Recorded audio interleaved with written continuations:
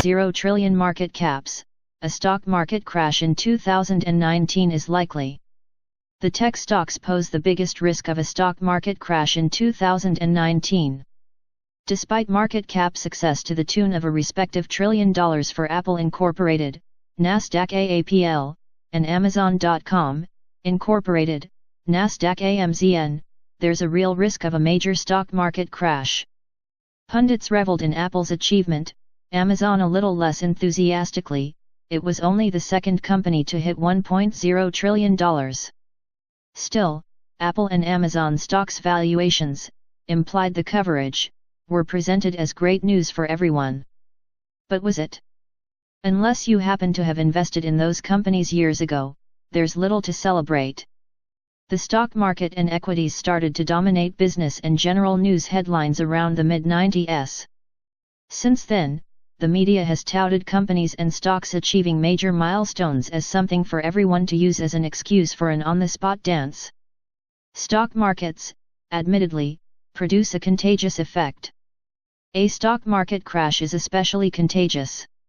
Even those who don't have an actual stake in the performance of this or that stock can engage in a share rally, or a crash for a bit of schadenfreude in a way that could only be compared to fans at Game 7 of the World Series.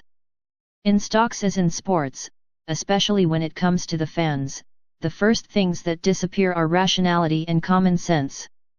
How does this relate to Apple Incorporated and Amazon.com, Inc. being worth $1.0 trillion each? Many investors will take this as a sign to keep pushing. It's a tough sell, but the tech stocks pose a threat no doubt. The fact that the Dow Jones continues to close near 26,000 points, just 600 points or so shy of the record from January 2018, shows that many believe just that. Apple and Amazon's achievements have spread enthusiasm throughout Wall Street. Few have stopped to think that whatever the valuation, the market caps represent investors' expectations about their future earnings, not the future earnings of all listed companies. Thus, we can revel and admire how Tesla Inc., Nasdaq TSLA, stock, despite evidence of stock price manipulation, poor product quality, failed deadlines and production targets, and a CEO smoking a Cuban cigar-sized joint during a live TV interview, remains in contention. Yet contagion can operate both ways. The engine of the markets runs on greed and fear. Greed stimulates the buy instinct, while fear, of course, pushes panic, sell-offs, and, ultimately, a stock market crash. Given that Treasury yields have been rising, the 2-year has just achieved its highest yield since 2008, the bond markets could set off a market sell-off. When investors start looking at Treasury rates, watch for contagion. Those very investors who have bought a few too many equities could decide to move over to Treasuries and bonds. That could trigger a stock market crash or, at the very least, a correction. And then there's the variable that nobody seems to have considered. Could it be too obvious? It's the variable of economic growth. The stock market, though many, myself included, find it little different than a Las Vegas casino, purports to reflect the state of the economy. A disconnect between the economy and Wall Street. However, there has been a growing disconnect between the economy, economic growth, and equity performance. In the past 10 years, as we approach the 10th anniversary of Lehman Brothers' blow-up and the official start of the deepest recession since the 1930s, we've had the illusion of economic growth. Having dropped to an unprecedented bottom for the post-World War II era, there was nowhere for the economy to go but up. Even if millions of families around the world endured unemployment, hardship, stagnant or reduced wages, when you start from the bottom, any sign of growth starts to look like an achievement. A 10-year economic expansion? We are told that the global economy has expanded for the past 10 years now. It has. However, it has merely restored pre-2008 levels of economic output. From 2008 to the present, the United States continued to grow, but at a much slower pace than the previous decade. However, the European Union saw a sharp decline in growth and has yet to recover. In fact, it could be heading into some headwinds, as the European Central Bank has decided to start lifting interest rates. Debt remains one of the open secrets of the past decade of growth, regardless of country or region.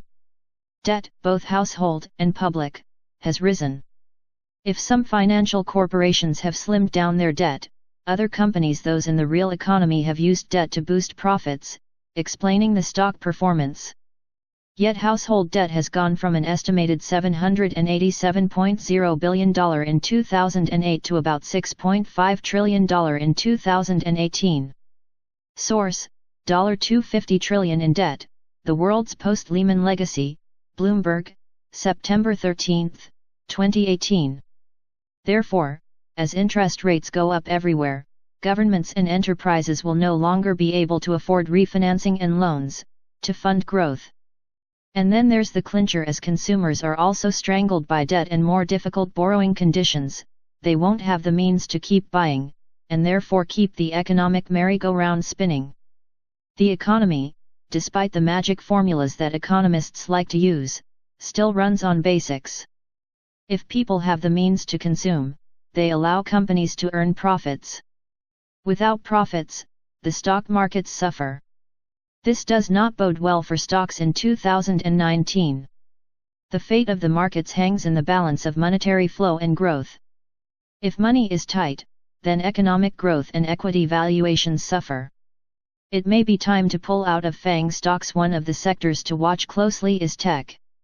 Technology stocks continue to dominate Wall Street.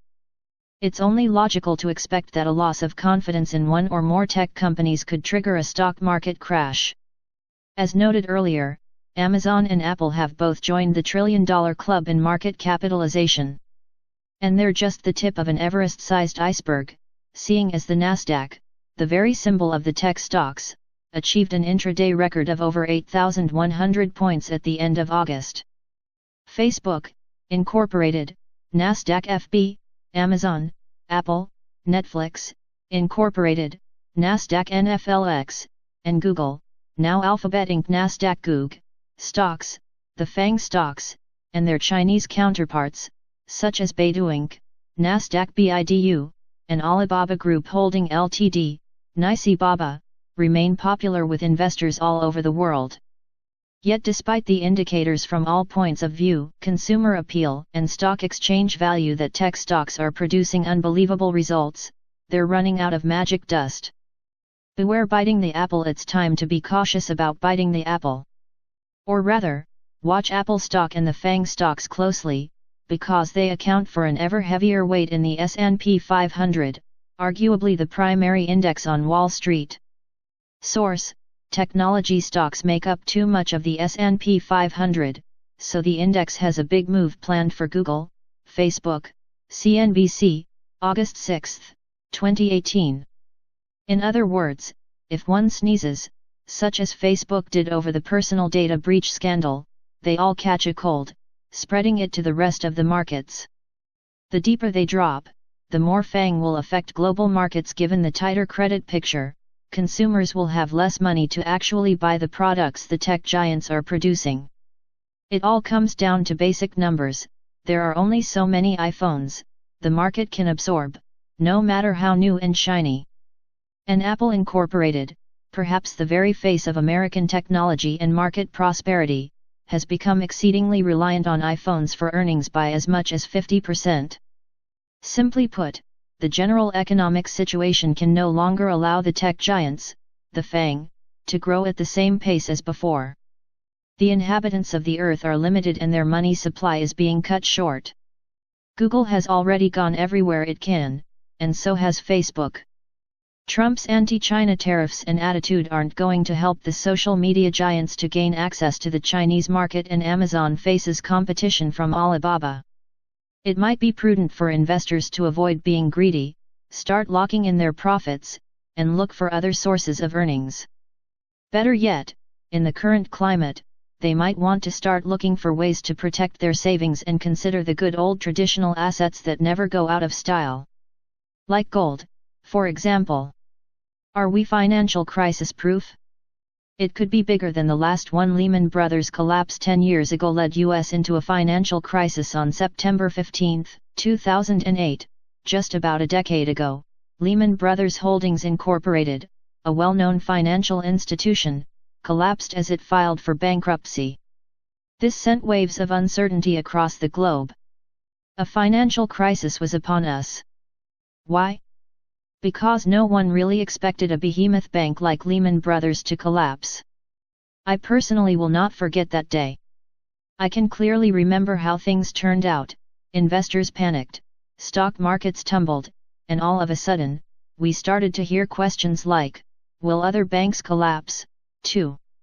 News channels ran stories about how Americans were lining up in front of the banks to take their money out. Bank runs were also a possibility. Mind you, at that time, the US economy was already in a recession. Unemployment was increasing.